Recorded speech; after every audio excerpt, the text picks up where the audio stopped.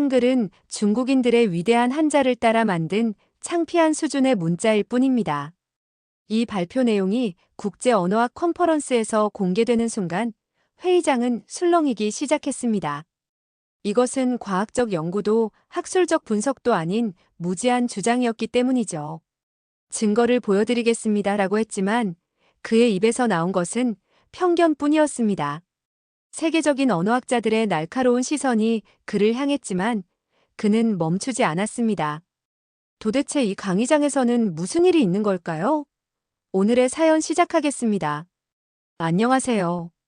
저는 영국에서 언어학 교수로 일하고 있는 소피아 하르트입니다. 제가 한국에 이렇게 사연을 보내게 된 이유는 20년 전 런던의 작은 병원에서 시작되었습니다.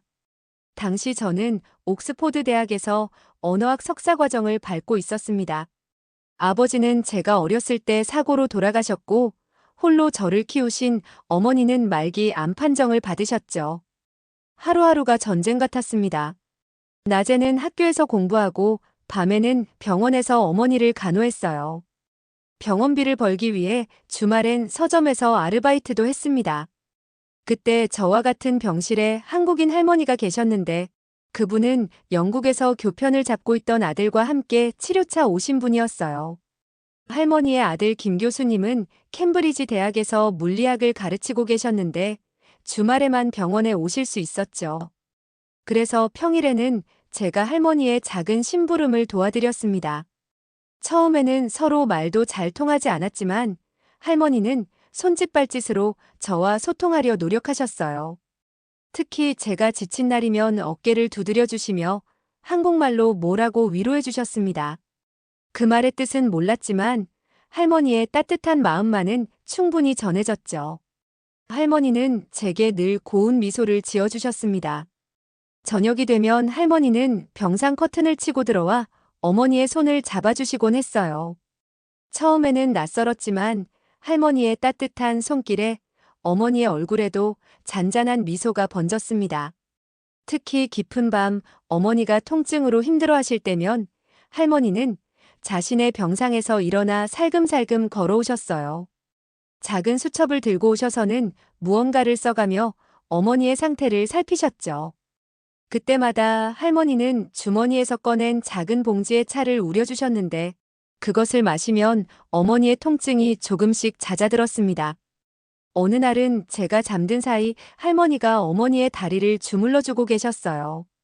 한글로 빼곡히 적힌 수첩에는 몇 가지 그림도 그려져 있었는데 나중에야 그것이 경혈점을 표시한 것이란 걸 알게 되었습니다.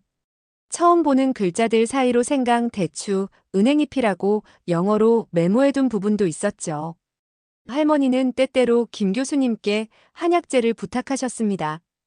김 교수님이 한국의 지인들에게 연락해 구하신 약재들은 어머니의 차로 만들어졌어요.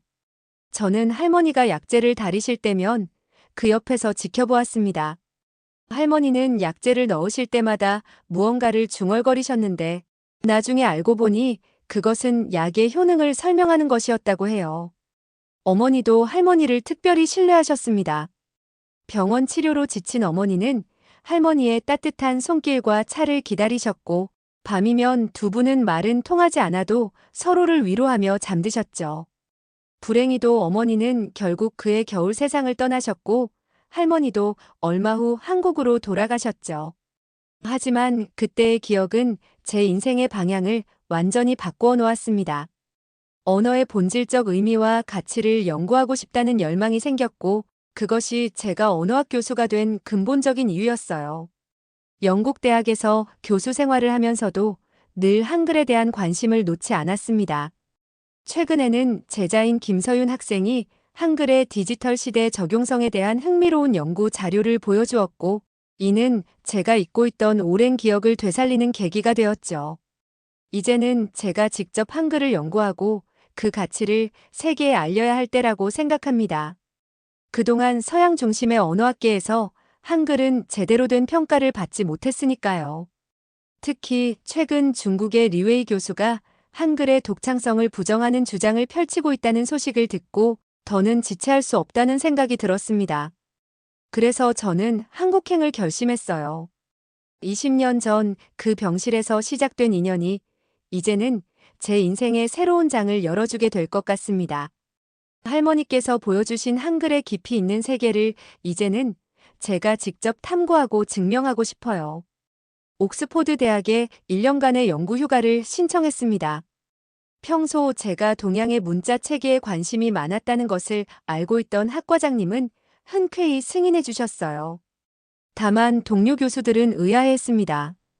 왜 하필 한글인지 차라리 한자나 일본어를 연구하는 게 어떻겠냐고 제안하기도 했죠. 하지만 저는 한글만이 가진 특별한 가치를 확신했고 서둘러 한국행 비행기 표를 예약했습니다. 런던 히드로 공항에서 인천행 비행기에 오르던 날 저는 이상하리만큼 평온했습니다. 20년 만에 다시 찾아온 한국과의 인연이라고 생각하니 오히려 마음 한켠이 따뜻해지는 기분이었죠. 11시간의 비행 끝에 인천공항에 도착했습니다. 입국장에서 나오자마자 한글로 가득한 안내판들이 제 시선을 사로잡았어요. 공항철도를 타고 서울로 향하는 동안 차창 밖으로 스쳐 지나가는 한글 간판들을 하나하나 눈에 담았습니다. 한참을 달려 서울역에 도착했을 때는 이미 점심시간이 지난 후였습니다. 택시를 타고 서울대학교로 향했어요.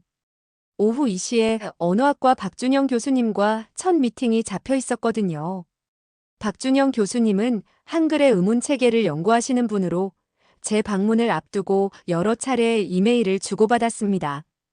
특히 훈민정음 해례본의 원본 분석에 대해 많은 조언을 해주셨죠. 택시가 학교 정문에 도착하고 언어학과가 있는 건물을 찾아 천천히 걸었습니다. 서울의 늦여름 햇살이 따가웠지만 나무 그늘 사이로 불어오는 바람은 상쾌했어요. 그때 휴대폰에서 뉴스 알림이 울렸습니다.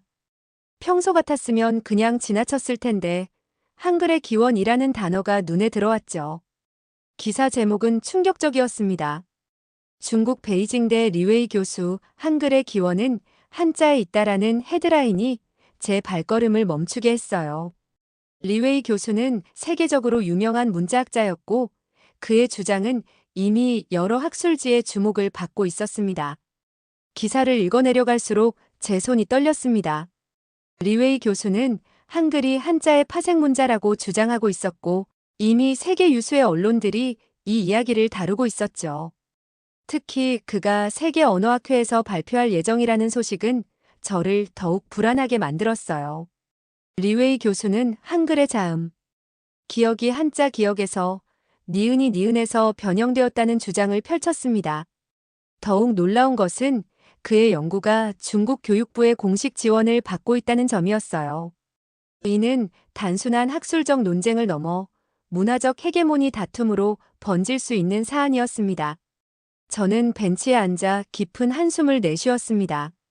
제가 한국에 온 것은 한글의 우수성을 연구하기 위해서였는데 이제는 그 존재 자체를 지켜내야 하는 상황이 된 것 같았어요. 박준영 교수님과의 만남이 더욱 중요해진 순간이었습니다.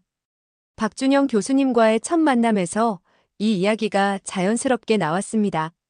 교수님은 이미 리웨이의 주장에 대해 알고 계셨고 깊은 우려를 표명하셨죠. 한글의 독창성을 부정하는 것은 단순한 학문적 논쟁이 아닙니다. 이것은 우리의 문화 정체성을 위협하는 일이에요. 그날 밤 저는 호텔 창밖으로 보이는 서울의 밤거리를 바라보며 생각에 잠겼습니다. 거리의 간판들에 쓰인 한글 글자들이 마치 살아 움직이는 것처럼 보였어요. 다음 날부터 본격적인 연구가 시작되었습니다. 박준영 교수님의 도움으로 규장각을 방문할 수 있었습니다. 오래된 목조 건물 안으로 들어서는 순간 공기마저 무겁게 느껴졌어요. 훈민정음 해례본의 복사본이 놓인 책상 앞에 앉았을 때 제 심장은 빠르게 뛰기 시작했습니다. 자료를 살펴보는 중에 한 여성 연구원이 조용히 다가왔습니다. 국립중앙도서관의 고문서 번역 담당자인 이미경 선생님이었어요. 선생님은 오랫동안 훈민정음 관련 고문서들을 번역해 오셨다고 했습니다. 특히 지편전 학자들의 연구 기록과 세종대왕의 친필 문서들을 체계적으로 정리하고 계셨죠. 이미경 선생님의 연구실에는 수십 년간 모아온 자료들이 가득했습니다. 서가에는 한글 창제 당시의 역사적 문헌들이 시대순으로 정리되어 있었고, 벽면에는 한글 제자 원리를 설명하는 도표들이 붙어 있었어요. 선생님은 리웨이 교수의 주장을 반박할 수 있는 결정적인 증거들을 하나둘 보여주셨습니다. 세종대왕께서 한글을 만드실 때 참고한 음성학적 원리와 철학적 배경이 상세히 기록된 문서들이었죠. 특히 한글 자음의 제자 원리를 설명하는 도표는 충격적이었습니다. 발음기관의 모양을 본떠 만들었다는 점, 소리의 세기에 따라 획을 더했다는 과학적 원리는 한자와는 완전히 다른 체계였어요. 이는 리웨이 교수의 주장을 정면으로 반박할 수 있는 증거였습니다. 그날 저녁 연구실을 나서며 제 마음은 한껏 가벼워져 있었습니다. 수백 년 전 세종대왕과 집현전 학자들이 남긴 기록들은 마치 오늘날 우리에게 한글의 진실을 전하기 위해 존재하는 것만 같았어요. 이미경 선생님과의 만남 이후 저는 매일 규장각과 도서관을 오가며 자료를 수집했습니다. 한글에 대한 연구가 깊어질수록 그 속에 담긴 과학적 원리에 놀라움을 금할 수 없었어요. 어느 날 박준영 교수님께서 서울국립중앙박물관으로 저를 데려가셨습니다. 그곳에는 훈민정음 해례본의 원본이 특별 전시되어 있었어요. 불빛 아래 놓인 해례본을 바라보며 저는 문득 20년 전 병실에서 보았던 할머니의 수첩이 떠올랐습니다. 박준영 교수님은 한글이 탄생한 배경을 상세히 설명해 주셨어요. 당시 조선은 한자를 모르는 백성들이 자신의 생각을 글로 표현할 수 없어 고통받고 있었다고 합니다. 세종대왕은 이런 백성들의 어려움을 해결하고자 했고, 집현전 학자들과 함께 수년간의 연구 끝에 한글을 만들어냈다고 해요. 특히 흥미로웠던 것은 한글 자음의 제작 원리였습니다. 기역은 혀가 목구멍을 막는 모양을, 니은은 혀가 윗잇몸에 닿는 모양을 본떠 만들었다는 사실이 과학적 증거와 함께 기록되어 있었어요. 이는 결코 우연히 만들어질 수 없는 체계였습니다. 한글의 모음 역시 놀라웠습니다. 하늘과 땅과 사람을 상징하는 세 가지 기본 기호의 조합으로 만들어진 모음 체계는 동양 철학을 과학적 문자 체계로 승화시킨 것이었어요. 이런 원리는 전 세계 어떤 문자에서도 찾아볼 수 없는 것이었습니다. 연구를 거듭할수록 한 가지 확신이 들었습니다. 한글은 단순한 문자가 아닌 인류 문자 역사에서 가장 과학적이고 체계적으로 만들어진 발명품이라는 것이었어요. 리웨이 교수의 주장은 이런 한글의 본질을 완전히 왜곡하고 있었습니다. 어느 날 밤 도서관에서 우연히 발견한 한 문서가 제 시선을 사로잡았습니다. 그것은 세종시대의 의관이 기록한 의료일지였어요. 거기에는 한글로 쓰인 민간 처방전이 있었는데 이는 한글이 만들어진 직후부터 실제로 백성들의 생활에 깊이 파고들었다는 증거였습니다. 자료를 정리하던 중 옆자리에서 한 연구원이 재채기를 연거푸했습니다. 감기가 든 것 같다며 걱정하는 그를 보며 문득 의료일지에서 본 감기 처방전이 떠올랐어요. 약초의 이름과 사용법이 한글로 꼼꼼히 기록되어 있었는데 지금의 한방 처방과 크게 다르지 않았죠. 그러다 문득 시계를 보니 자정이 훌쩍 넘은 시간이었습니다. 피곤함이 밀려왔지만 마무리할 자료들이 아직 남아 있었죠. 잠시 생각을 환기하고자 카페테리아에 들렀는데 TV에서 흘러나오는 뉴스가 제 발걸음을 멈추게 했습니다. 한 IT 기업이 인공지능 한글 번역 시스템을 개발했다는 소식이었어요. 박준영 교수님의 소개로 일주일 후 AI 번역 시스템을 개발한 테크놀로지 기업을 방문했습니다. 개발팀장인 강민수 연구원은 흥미로운 연구 결과를 보여주었어요. 한중일 세 나라의 문자를 AI가 인식하고 처리하는 방식을 비교한 데이터였습니다. 특히 문자 입력 시스템의 차이가 놀라웠습니다. 중국어는 수천 개의 한자를 입력하기 위해 병음이라는 별도의 로마자 표기법이 필요했고, 일본어는 가나와 한자를 오가는 복잡한 변환 과정이 필요했어요. 하지만 한글은 그 자체로 완벽한 입력 체계를 갖추고 있었죠. 강 연구원은 자신의 컴퓨터를 보여주며 설명을 이어갔습니다. 화면에는 3개의 문서 편집기가 나란히 떠 있었어요. 같은 내용을 중국어, 일본어, 한글로 입력하는 과정이었는데 한글 입력이 압도적으로 빨랐습니다. 다른 두 언어는 입력할 때마다 여러 번의 변환 과정을 거쳐야 했죠. 예를 들어 중국어로 나는 학교에 갑니다라는 문장을 입력하려면 먼저 알파벳으로 워주 자우를 입력한 뒤 뜻에 맞는 한자를 일일이 선택해야 했습니다. 일본어는 더 복잡했어요. 히라가나로 먼저 입력하고 그중 한자로 변환할 부분을 선택한 뒤 다시 여러 한자 중 적절한 것을 고르는 과정을 거쳐야 했습니다. 반면 한글은 나는 학교에 갑니다를 생각하는 그대로 바로 입력할 수 있었어요. 자음과 모음을 조합하는 한글의 원리가 마치 컴퓨터 자판을 위해 만들어진 것처럼 자연스럽게 디지털 시대와 맞아떨어진 것이었습니다. 각 연구원은 새 언어의 입력 속도를 그래프로 보여주었습니다.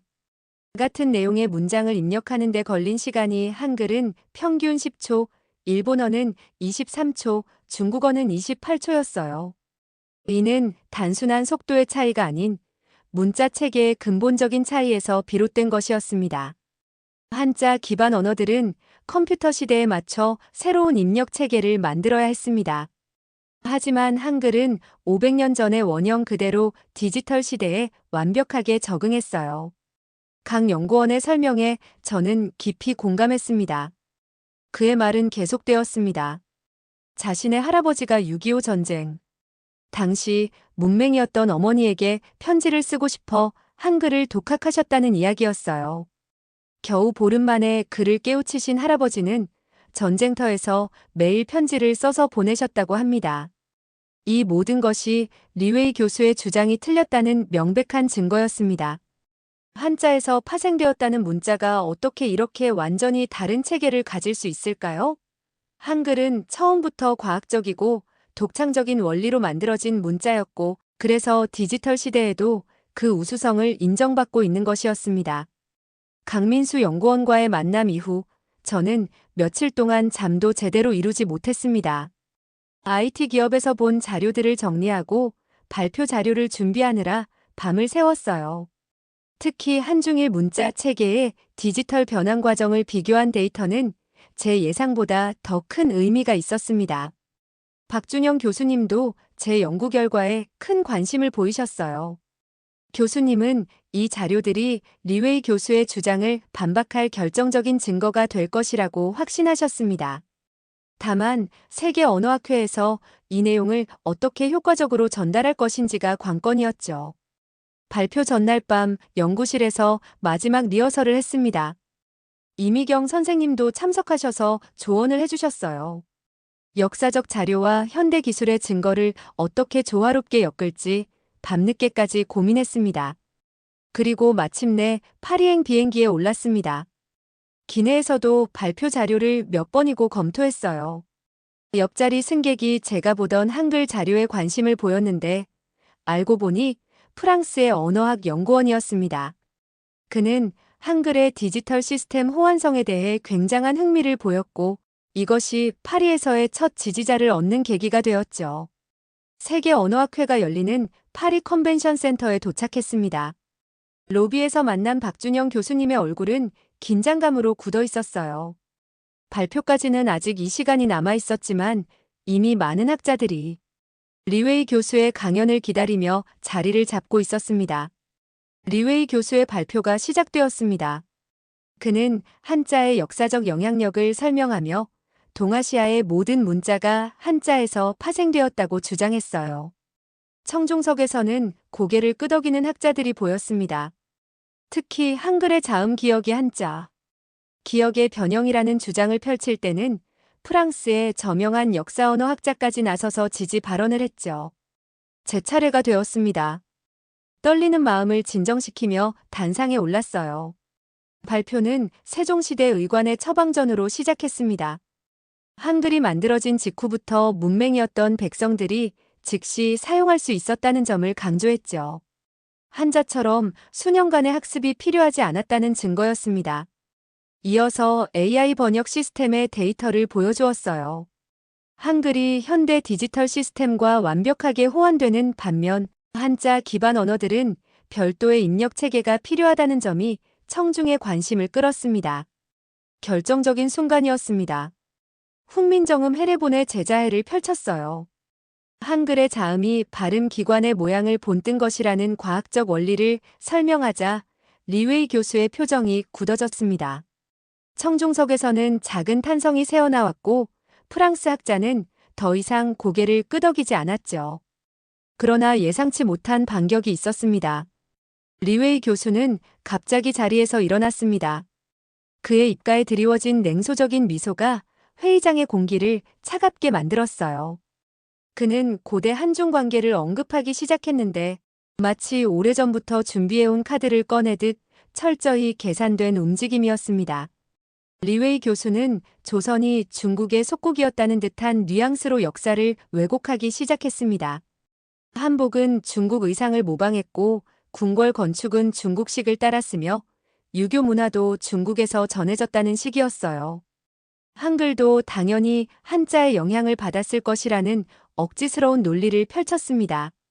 더욱 놀라운 것은 그가 준비해온 슬라이드였습니다. 조선의 4대 문서들을 편집해서 마치 문화적 예속 관계였던 것처럼 교묘하게 조작해 놓았어요. 심지어 세종대왕께서 한자를 공부하셨다는 기록을 들며 한글 창제도 한자의 영향을 받았을 것이라고 주장했습니다. 청중들 사이에서 웅성거림이 일어났고 몇몇 서양 학자들은 고개를 끄덕이기 시작했습니다. 그들에게 동아시아의 복잡한 역사는 낯선 것이었고 리웨이 교수의 교묘한 논리에 혼란스러워하는 기색이 역력했어요. 리웨이 교수의 눈빛에서는 승리를 확신하는 듯한 오만함이 느껴졌습니다. 그는 마치 한글의 독창성을 부정하는 것이 자신의 사명인 양 계속해서 역사적 사실을 왜곡하고 있었습니다. 그때였습니다. 갑자기 객석 뒤편에서 의자가 끌리는 소리가 들렸습니다. 한 동양인 학자가 천천히 일어났는데 그를 본 리웨이 교수의 얼굴이 창백하게 변했어요. 바로 그의 수제자이자 베이징대 고문헌학연구소의 장웨이 박사였습니다. 장웨이 박사는 자신이 지난 3년간 중국 전역의 도서관을 돌며 발견한 고문서들을 차례로 공개했습니다. 스승인 리웨이 교수가 인용한 문헌들의 앞뒤 문맥이 교묘하게 편집되었다는 것, 번역 과정에서 의도적인 왜곡이 있었다는 것이 낱낱이 밝혀졌어요. 특히 세종대왕 시대의 문헌을 날조한 부분에서는 회의장이 술렁이기 시작했습니다. 더욱 놀라운 것은 장웨이 박사가 공개한 새로운 자료들이었습니다. 15세기 중국 학자들이 한글의 독창성을 인정하고 그 제자 원리를 연구했다는 기록, 심지어 명나라 황실에서 한글의 과학성에 감탄했다는 문서까지 있었어요. 리웨이 교수의 주장은 순식간에 무너져 내렸습니다. 리웨이 교수는 자리에서 일어나 뭔가 항변하려 했지만 목소리가 떨려 말을 잇지 못했습니다. 그의 오랜 동료들조차 고개를 돌렸고 프랑스 학술원 회장은 즉석에서 리웨이 교수의 논문 철회를 요청했습니다. 마지막 토론이 끝났을 때는 이미 승부가 났습니다. 리웨이 교수는 자신의 연구 자료들을 그대로 두고 황급히 회의장을 빠져나갔습니다. 그가 남긴 자료들 사이로 한글의 우수성을 증명하는 데이터들이 더욱 빛나 보였어요. 세계의 언어학자들은 이제 한글에 대해 완전히 다른 시각으로 토론을 이어갔고 그들의 눈빛에서 진정한 학문적 열정이 느껴졌습니다.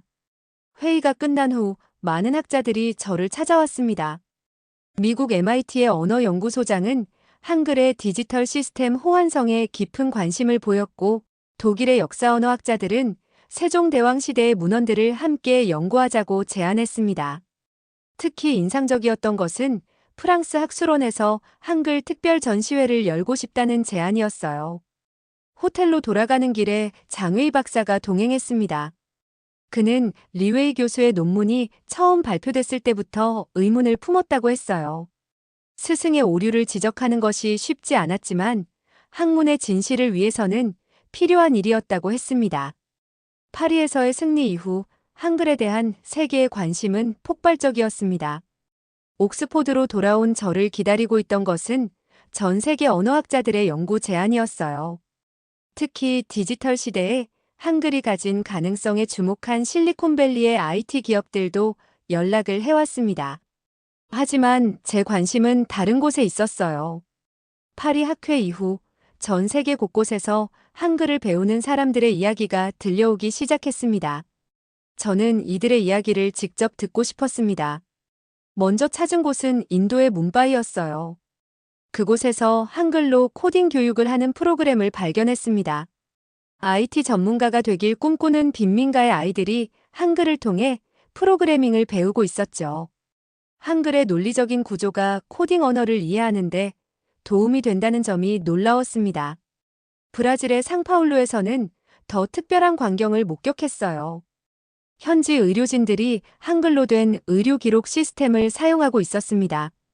포르투갈어와 영어가 섞인 의료 용어를 한글로 표기하니 오히려 더 정확하고 효율적이라는 평가였죠. 20년 전 병실에서 보았던 할머니의 수첩이 떠올랐습니다. 아프리카 케냐의 작은 마을에서는 한글로 된 농업 교육이 진행되고 있었어요. 현지 농부들은 한글이 배우기 쉽다며 농작물 관리법과 기상 정보를 한글로 기록하고 있었습니다. 문맹 퇴치와 농업 생산성 향상이라는 두 마리 토끼를 잡은 셈이었죠. 이런 사례들을 수집하면서 깨달았습니다. 한글은 단순한 문자가 아니었어요. 그것은 지식과 정보를 민주화하는 도구였고 세종대왕께서 꿈꾸셨던 것처럼 모든 사람이 쉽게 배우고 사용할 수 있는 실용적인 문자였습니다. 다시 한국을 찾았을 때 IT 기업의 강민수 연구원이 흥미로운 소식을 전해주었습니다. 세계 각국의 언어를 한글로 표기하는 AI 시스템이 놀라운 성과를 보이고 있다는 것이었어요.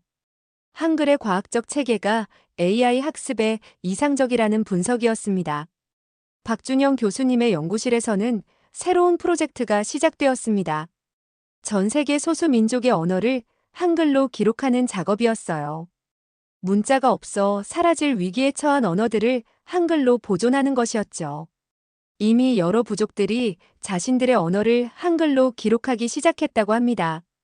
한글의 우수성이 세계적으로 인정받기 시작할 무렵 예상치 못한 소식이 들려왔습니다.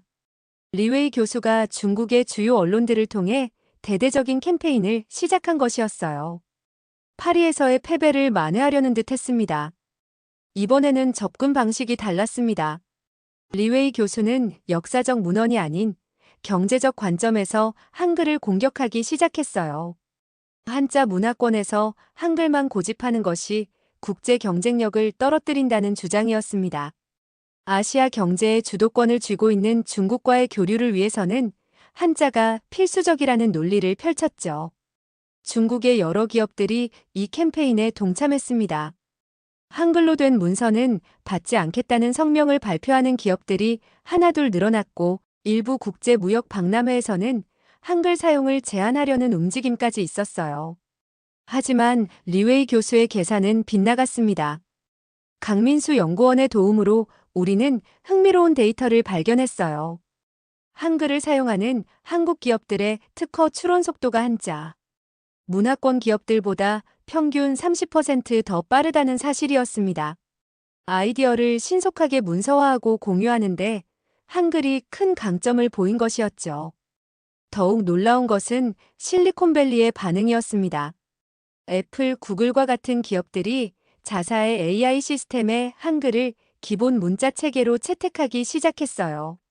한글의 논리적 구조가 기계학습에 가장 적합하다는 연구 결과를 근거로 내세웠습니다. 리웨이 교수의 주장은 오히려 역효과를 불러왔습니다. 전 세계 스타트업들이 한글에 주목하기 시작했고 새로운 디지털 서비스를 개발할 때 한글 버전을 우선적으로 고려하기 시작했어요. 한글은 이제 미래 산업의 핵심 자산으로 떠오르고 있었습니다. 결정적인 반전은 중국 내부에서 일어났습니다. 베이징 대학의 젊은 언어학자들이 리웨이 교수의 주장에 공개적으로 반기를 들었고 중국의 IT 기업들도 하나둘 한글 연구팀을 꾸리기 시작했습니다. 장웨이 박사를 필두로 한 중국의 젊은 학자들은 문자의 미래라는 주제로 컨퍼런스를 개최했습니다. 그들은 리웨이 교수의 주장이 학문적 진실이 아닌 정치적 의도에서 비롯되었다는 증거들을 공개했고 한자와 한글은 서로 다른 철학과 원리로 만들어진 독립적인 문자 체계임을 입증했어요. 중국의 대표적인 IT 기업들도 변화의 흐름에 동참했습니다. 텐센트는 한글 기반의 새로운 입력 시스템 개발에 착수했고, 알리바바는 한글 전용 AI 연구소를 설립했습니다.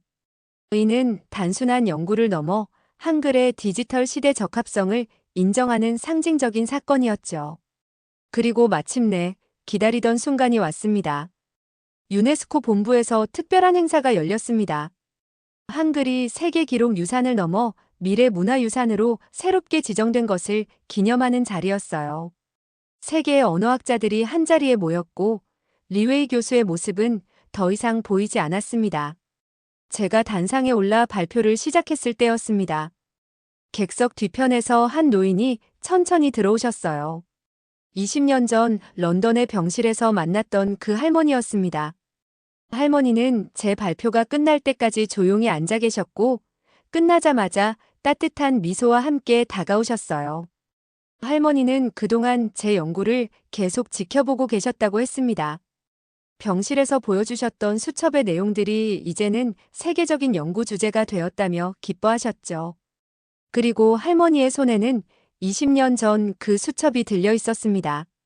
이제 한글은 더 이상 증명이 필요 없는 위대한 문자가 되었습니다. 세종대왕께서 꿈꾸셨던 것처럼 한글은 모든 사람이 쉽게 배우고 사용할 수 있는 문자가 되었어요. 더 나아가 인공지능 시대에 새로운 표준이 되어가고 있었습니다. 연구실로 돌아와 창밖을 바라보며 생각했습니다. 제 책상 위에는 아직도 읽지 못한 한글 책들이 가득했어요. 이제는 그 책들을 천천히 하나씩 읽어나갈 시간이 되었나 봅니다. 문득 20년 전 어머니와 함께했던 마지막 순간이 떠올랐습니다. 그때 할머니가 써주신 한글 처방전이 어머니의 고통을 조금이나마 덜어주었던 것처럼 이제는 한글이 전 세계 많은 이들에게 새로운 희망이 되어주고 있었습니다. 한글의 여정은 여기서 끝이 아닐 것입니다.